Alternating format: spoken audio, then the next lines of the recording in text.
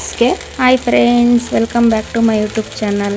ಇವತ್ತು ಒಂದು ಸಿಂಪಲ್ ಆಗಿ ಹುಣಸೆ ಹಣ್ಣಿನ ಚಿತ್ರಾನ್ನ ಹೇಗೆ ಮಾಡೋದು ಅಂತ ಹೇಳ್ಕೊಡ್ತಾ ಇದ್ದೀನಿ. ಇದು ಆಲ್ಮೋಸ್ಟ್ ಒಂದು 5 ಮಿನಿಟ್ಸ್ ಆಗುತ್ತೆ ಅಷ್ಟೇ.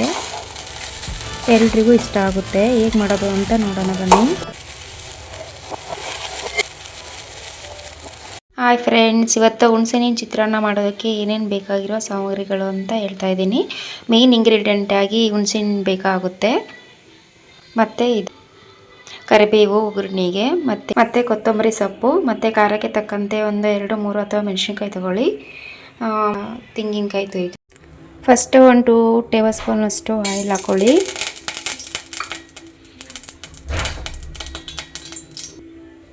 ಆಮೇಲೆ ಶೇಂಗಾ ಬೀಜ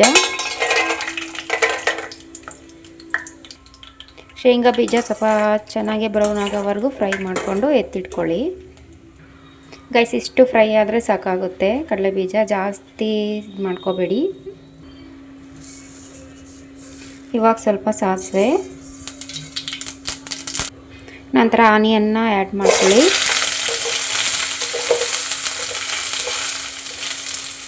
ನಿಮಗೆ ಚಿತ್ರಾನ್ನ ಕ್ವಾಂಟಿಟಿ ಎಷ್ಟು ಬೇಕೋ ಅಷ್ಟು ಈರುಳ್ಳಿನ ತಗೊಳ್ಳಿ. ಆನಿಯನ್ನ ಆ್ಯಡ್ ಮಾಡ್ಕೊಂಡ್ಮೇಲೆ ಆಮೇಲೆ ಕರಿಬೇವನ್ನ ಆ್ಯಡ್ ಮಾಡ್ಕೊಳ್ಳಿ. ಯಾವಾಗಲೂ ಆಲ್ಮೋಸ್ಟ್ ಈರುಳ್ಳಿ ಹಾಕಿದ ಮೇಲೇ ಕರಿಬೇವನ್ನ ಸೇರಿಸ್ಕೊಳ್ಳಿ, ಇಲ್ಲಾಂದರೆ ಬೇಗ ಸೀದ್ಬಿಡುತ್ತೆ, ಅದು ಫ್ಲೇವರ್ ಚೆನ್ನಾಗಿರೋದಿಲ್ಲ.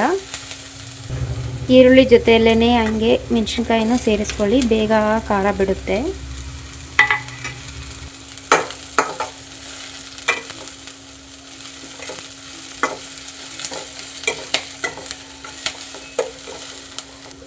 ಆನಿಯನ್ನು ಸ್ವಲ್ಪ ಮೆಣಸಿನ್ಕಾಯಿ ಎಲ್ಲ ಫ್ರೈ ಆದಮೇಲೆ ನಿಮಗೆ ಕಲರ್ಗೆ ತಕ್ಕಂತೆ ಅರಿಶಿನ ಪುಡಿನ ಆ್ಯಡ್ ಮಾಡ್ಕೊಳ್ಳಿ.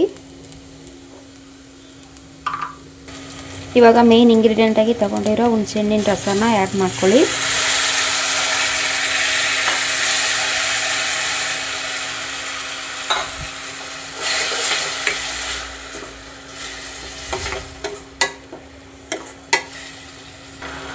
ನಂತರ ರುಚಿಗೆ ತಕ್ಕಷ್ಟು ಉಪ್ಪನ್ನ ಆ್ಯಡ್ ಮಾಡ್ಕೊಳ್ಳಿ.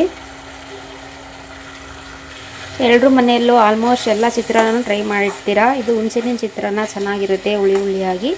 ಎಲ್ಲರೂ ಒಂದ್ಸತಿ ಮನೆಯಲ್ಲಿ ಟ್ರೈ ಮಾಡಿ. ಹೇಗೆ ಬಂತು ಅಂತ ಸಹ ಕಮೆಂಟಲ್ಲಿ. ರೈಸ್ಗೆ ಏನಾದರೂ ಗೊಜ್ಜು ಜಾಸ್ತಿ ಏನಾದರೂ ಕ್ವಾಂಟಿಟಿ ಅಂತ ಅನಿಸಿದರೆ ಬೇರೆ ಏನಾದರೂ ಎತ್ತಿಟ್ಕೊಂಡು ರೈಸ್ನ ಆ್ಯಡ್ ಮಾಡ್ಕೊಳ್ಳಿ.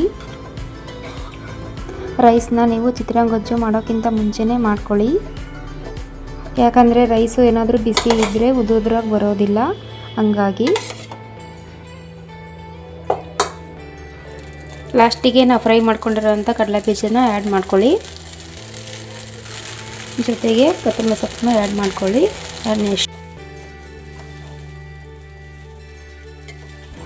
ಇನ್ನು ಯಾರಾದರೂ ಮನೆಯಲ್ಲಿ ಈ ಥರ ಚಿತ್ರಾನ್ನ ರೆಸಿಪೀಸ್ನ ಏನೋ ಟ್ರೈ ಮಾಡಿಲ್ಲ ಅಂತಂದರೆ ಒಂದ್ಸಲ ಆದರೂ ಟ್ರೈ ಮಾಡಿ ಹೇಗಿತ್ತು ಅಂತ ತಿಳಿಸಿ ಕಮೆಂಟ್ ಬಾಕ್ಸಲ್ಲಿ. ರೈಸು ಮತ್ತು ಗೊಜ್ಜನ್ನ ಎಲ್ಲ ಚೆನ್ನಾಗೇ ಮಿಕ್ಸ್ ಮಾಡ್ಕೊಳ್ಳಿ. ನೀವು ರೈಸನ್ನು ಮಾಡಿಕೊಂಡ್ರೆ ಗೊಜ್ಜೇನು ಲೇಟ್ ಆಗೋದಿಲ್ಲ, ಒಂದು 5 ನಿಮಿಷದಲ್ಲಿ ಮಾಡ್ಕೋಬೋದು. ಎಲ್ಲರೂ ಒಂದ್ಸತಿ ಟ್ರೈ ಮಾಡಿ ಹೇಗಿತ್ತು ಅಂತ ತಿಳಿಸಿ. ಪ್ಲೀಸ್, ಇನ್ನೂ ಯಾರು ಸಬ್ಸ್ಕ್ರೈಬ್ ಮಾಡಿಲ್ಲ ಸಬ್ಸ್ಕ್ರೈಬ್ ಮಾಡಿ. Thank you for watching.